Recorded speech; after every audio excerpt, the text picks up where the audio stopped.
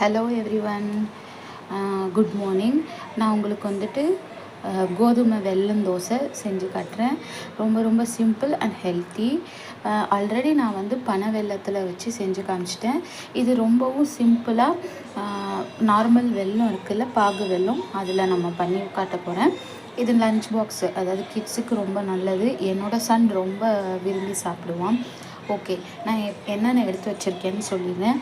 ஒரு full cup அளவுக்கு கோதுமை மாவு எடுத்து வச்சுருக்கேன். இது வந்து 2 ஸ்பூன் அளவுக்கு அரிசி மாவு. வெல்லம் வந்துட்டு 100லேருந்து 150 கிராம் அளவுக்கு எடுத்து வச்சுருக்கேன். வெல்லத்தோட ஸ்வீட்னஸ் வந்து கொஞ்சம் குறைவாக இருந்தாலுமே நல்லது தான். ஏன்னா வந்துட்டு ரொம்ப திகட்டுற அளவுக்கு இனிப்பு வேண்டாம். ஓகே, இது வந்துட்டு 3 ஸ்பூன் அளவுக்கு ரவை. இங்கே பாருங்கள், அந்த வெல்லத்தில் கொஞ்சம் தண்ணி விட்டு பாகு காய்ச்ச. ஓகே, ஒரு பவுல் எடுத்துகிட்டு அதில் கோதுமை மாவு ஃபஸ்ட்டு, ரவை, அரிசி மாவு,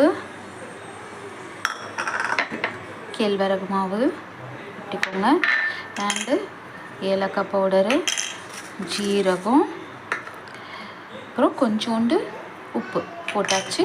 இப்போ நம்ம இந்த வெல்லத்தை காய்ச்சி வச்சுருக்கோம்ல, அதை மேலோட்டமாக ஊற்றிக்கோங்க. அவ்வளோதான். இப்போ நம்ம தேவையான அளவுக்கு தண்ணி ஊற்றி மிக்ஸ் பண்ணி வச்சுக்கலாம். பால் மட்டும் கொஞ்சம் நேரம் பொறுத்து கடைசியாக ஊற்றணும், அப்போ தான், இல்லைன்னா தெரிஞ்சு போயிடும். ஓகேங்களா?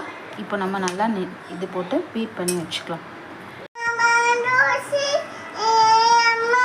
இதே என்னோட சன் பாடிக்கிட்டு இருக்கான்.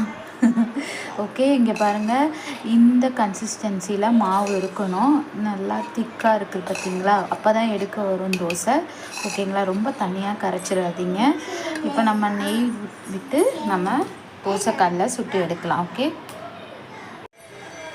இந்த பாருங்கள், நான் தோசை ஊற்றி வச்சு இப்போ நெய் ஊற்றிக்கோங்க. சரிங்களா? ஓகே, ஈஸியாக தான் இருக்கும், எடுக்கிறதுக்கு வரும் நல்லாவே. ஓகே, இனிப்பு தோசை ரெடி. வெல்லம் போட்ட இனிப்பு தோசை. கோதுமை மாவு, கேழ்வரகு மாவுலாம் போட்டிருக்கிறதுனால ஹெல்த்தியாக இருக்கும். அண்டு நான் மைல்டாக தான் ஸ்வீட்னஸ் போட்டிருக்கேன். சர்க்கரை வேணால் வெல்லம் இல்லைன்னா பனை வெல்லத்தில் செஞ்சு பாருங்கள். சரிங்களா? கூடவே வந்துட்டு வாழைப்பழம் கூட போட்டு பண்ணலாம். அண்டு நான் பால், காய்ச்சின பால் ஊற்றினேன்ல, அதுக்கு பதிலாக தேங்காய் பால் கூட ஊற்றி சுட்டால் இன்னும் நல்லாயிருக்கும் டேஸ்ட்டாக. இது கிட்ஸ்க்கு